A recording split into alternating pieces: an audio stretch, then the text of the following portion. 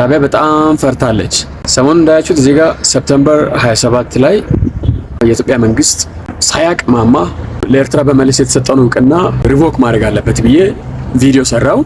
ሰፕተምበር 30 ላይ ደግሞ የሆርን ሪቪው ኢትዮጵያ ለኤርትራ የሰጠችውን እውቅና ማንሳት ትችላለች የሚል ዜና ሰራ ማለት ነው ከ3 ቀን በኋላ። እዛ የሆርን ሪቪውን አንብባ ኤርትራ አበደች። የኤርትራ መንግስት መግለጫ ሰጠ። የኢትዮጵያ መንግስት ነው እንደዚህ ያደረገው። ሻዕቢያ በጣም ፈርቷል። በቃ እና አሁንም ቢሆን ለጠቅላይ ሚኒስትራችን መናገር የሚፈልገው ነገር አንድ ነገር ነው። ሚዲያ ላይ ሳይነገር ቀጣይ ሳምንት እንደዚህ ይሆናል ምናምን የሚል ነገር ሳይነገር አስቸኳይ ኤመርጀንሲ የሆነ ስብሰባ ፓርላማው መጥራት ነው። ከዛ ፓርላማው ኤርትራ የኢትዮጵያን ሉዓላዊነት በተደጋጋሚ ጊዜ ስለጣሰችና ኤርትራ የኛን ሉዓላዊነት ስለማታከብር ኢትዮጵያም የኤርትራን ሉዓላዊነት ለማክበር አትገደድም በሚል ሪቮክ ማድረግ ነው የሰጠነው እውቅና። ከዛ ወደ ዲፎልት ሴቲንግ ነው የሚመለሰው ሁሉ ነገር ወደ 1950ዎቹ ነው የሚመለሰው።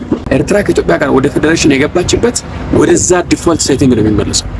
ከዛ በኋላስ አሜሪካ፣ አፍሪካ ህብረት፣ ዩናይትድ ኔሽን ምናምን ግር ብሎ አዲስ አበባ የሚመጡት ይሄን ውሳኔ ከመወሰናችን በፊት ግን ለማንም መንገድ የለብንም። ከነገርን ጫና ያደርጉብናል፣ እንዳንወስን ያስቀለብሱናል። ከፈለጉ አንዳንዱ ማቀጠላሉ ብሎ ሊያስፈራራ ይችላል።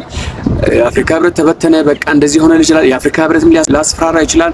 አይ ኤርትራ የሚገባት ካለ ምን እንከፍላታለን፣ እኛ በስቴት የወሰድነው መሬትም ካለ እንመልስላታለን። ሁሉ ነገር ከዜሮ ነው የሚጀምረው። አሰብ፣ ምጽዋ፣ ቅብርጥሴ፣ ሻዕቢያ በዚህ ገባ፣ ህወሓት በዚህ ገባ አይመለከተንም። እኛ ከዜሮ ነው መጀመር ያለብን። ሲስተሙን ሪሴት ነው የምናደርገው። ዩናይትድ ኔሽን ተስማሙ ነው የሚለው። እኛ ሪኮግናይዝ ያደርግና ኤርትራ እንደዚህ አድርጋችኋልና ሶቨሬኒቲዋን አላከበራችሁም ይላል። ተስማሙ ነው የሚለው። አፍሪካ ህብረትም ከዚህ ከኢትዮጵያ ላይ ከፈለገ መቀመጫ ይሄዳል ይችላል፣ ጥርግ ብሎ መሄድ ይችላል። አፍሪካ ህብረትን ወስዶ ወደብ ከተሰጠ ያዋጣናል።